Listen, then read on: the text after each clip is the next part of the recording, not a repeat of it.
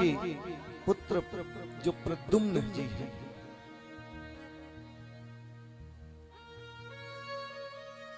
उनके पुत्र श्री अनिरुद्ध जी की कथा सुना रहे हैं राजन। अनिरुद्ध जी के 2 विवाह हुए, दोनों में भयंकर युद्ध हुआ। अनिरुद्ध जी का एक विवाह रुक्मिणी जी के भाई रुक्मी की नातिन के साथ हुआ और दूसरा वो विवाह इसका एक बाणासुर नाम का राजा था। ये बड़ा पराक्रमी था बाणासुर, और इसके 1000 हाथ थे। ये शिव का बड़ा भक्त था। उनकी पुत्री का नाम उषा था। परीक्षित एक दिन बाणासुर की पुत्री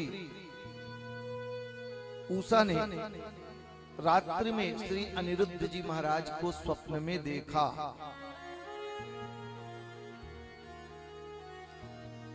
और उनके जो मंत्री की पुत्री थी जिसका नाम था चित्रलेखा,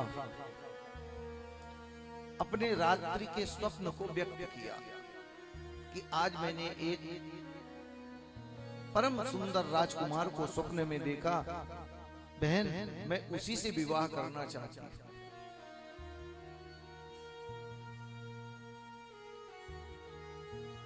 चित्रलेखा ने इसके अंदर एक बड़ा गुण था, जिस छवि को आप व्यक्त करते थे उसी की छवि आकृति ये पेपर में बना देती थी। लाखों आकृतियां बनाई, एक आकृति परम सुंदर बना करके जब बनी, उषा कहती है बस देवी यही है वो जिसको मैंने स्वप्न में देखा।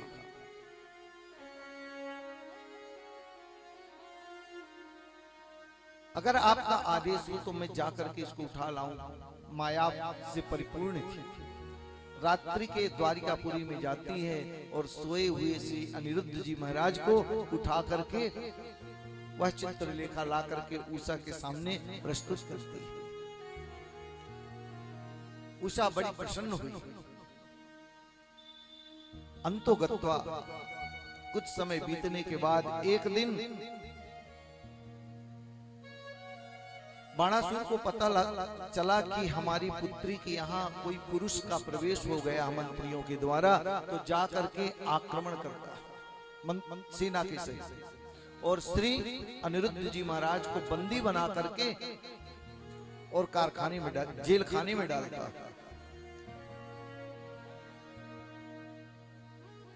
इधर भगवान नारद जी के माध्यम से जब प्रभु को पता चला कि हमारे अनिरुद्ध को बाणासुर ने बंदी बना करके रखा है,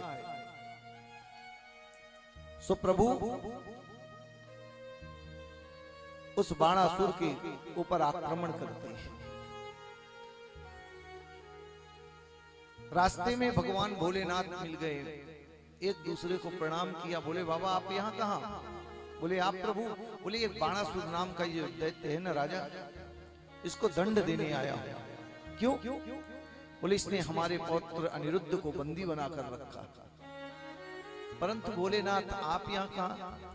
बोले मेरा भी एक चेला है, वही बाणासुर, उसकी रक्षा का वचन दिया हूं, सो उसी की रक्षा के लिए यहाँ द्वार पे खड़ा हूं। प्रभु कहते हैं आप हट जाओ।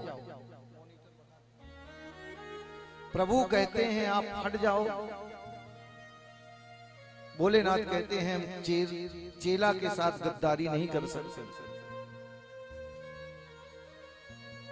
बार बार कहने पर भी जब भोले बाबा नहीं हटे, अंत में परीक्षित भगवान श्री कृष्ण और भोलेनाथ के बीच भयंकर युद्ध हुआ और बड़े बड़े अस्त्रों का प्रयोग हुआ। अंत में भगवान ने वैष्णव अस्त्र के द्वारा भोले बाबा को मूर्छित किया है और जाके बाणासुर की सभी भुजाओं को काट डाला।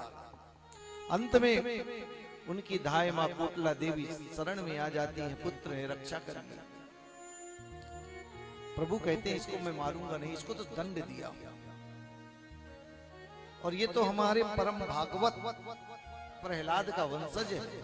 प्रहलाद के पुत्र विरोचन, विरोचन के पुत्र बलि, और बलि का ही पुत्र ये बाणासुर है। श्री बाणासुर को अभय दान दिया है और प्रद्युम्न के साथ उषा का सुंदर विवाह संपन्न हुआ है। लेकर आते हैं धूमधाम से परीक्षित। इस तरह अनिरुद्ध के विवाह की कथा श्री सुखदेव भगवान परीक्षित को सुनाते हैं।